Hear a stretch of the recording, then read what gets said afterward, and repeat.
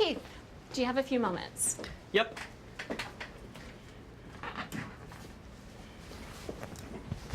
So, how much have you learned about Clyde's social situation?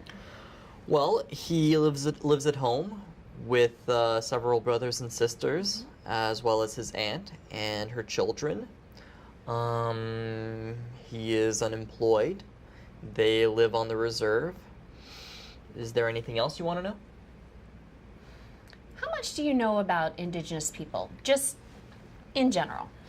Well, there were a few lectures in medical school, but to be honest, I didn't really pay much attention.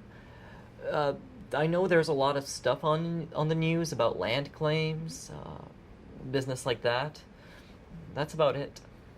Well, the reason that the land claims are on the news is because Clyde's people have been systematically kicked off their land.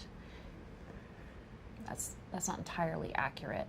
They don't actually consider that they own the land, rather that they're custodians of it. Anyways, the land claims are basically their attempt to get their land back from us. But that's just the tip of the iceberg. I mean, we're talking about a system of internal colonialism that's 500 years old. But all I'm trying to do is give him the best medical care he can have. That's something they didn't have 100 years ago. It's something that they don't necessarily have now.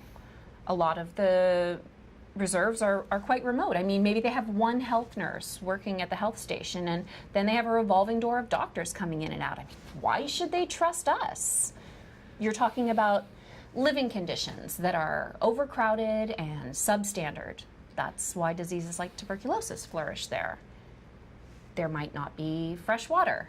They might not even have indoor toilets. And although they had the money to get Clyde down here, they didn't have the money to buy him the proper footwear that might have helped prevent his diabetic ulcers in the first place. You said he doesn't have a job. I mean, you can understand how difficult this must be for them. But what can I do about that? I mean, I don't understand why he can't just take care of his health. I've told him to exercise and to eat right. What's stopping him? There could be a lot of things stopping him. You're finding this very challenging, aren't you? I'm afraid so.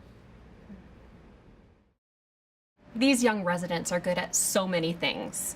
They all know the latest treatments and tests, which is important. But I also notice that some of them don't seem to understand that social suffering and economic conditions can have a lot to do with a person's medical condition. I just wish that Keith could go back with Clyde to the reserve and see how he lives. I remember my first posting to the reserve. I was so full of enthusiasm. I was going to change everything.